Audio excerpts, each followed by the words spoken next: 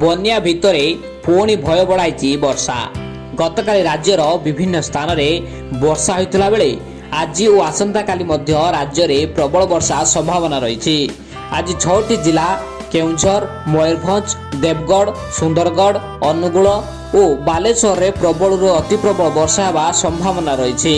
ଏଥିପାଇଁ ଏହି ସବୁ ଜିଲ୍ଲାରେ ୟେଲୋ ୱାର୍ଣ୍ଣିଂ ଜାରି କରାଯାଇଛି। ଏହାସହ ଯାଜପୁର, ଭଦ୍ରକ, କେନ୍ଦ୍ରାପଡ଼ା, ଢେଙ୍କାନାଳ, ଗଜପତି, ସମ୍ବଲପୁର ଓ ବରଗଡ଼ରେ ପ୍ରବଳ ବର୍ଷା ହେବାର ଆଶଙ୍କା ରହିଛି। ଅନ୍ୟ 17ଟି ଜିଲ୍ଲାରେ ଘଡ଼ଘଡ଼ି ସହ ବର୍ଷା ନେଇ ପାଣିପାଗ ବିଭାଗ ଆକଳନ କରାଯାଇଛି। ସେହିପରି ଆସନ୍ତାକାଲି ସକାଳ ଯାଏ 4ଟି ଜିଲ୍ଲା ସୋନପୁର, ସମ୍ବଲପୁର, ବଲାଙ୍ଗୀର, ବରଗଡ଼ରେ ପ୍ରବଳରୁ ଅତି ପ୍ରବଳ ବର୍ଷା ହେବାର ସମ୍ଭାବନା ରହିଛି। ଏହିସବୁ ଜିଲ୍ଲାରେ ୟେଲୋ ୱାର୍ଣ୍ଣିଂ ଜାରି କରିଛି ପାଣିପାଗ ବିଭାଗ। ସେହିପରି ଝାରସୁଗୁଡ଼ା, ସୁନ୍ଦରଗଡ଼, କଳାହାଣ୍ଡି, ଅନୁଗୁଳରେ ପ୍ରବଳ ବର୍ଷା ହେବାର ସମ୍ଭାବନା ରହିଛି।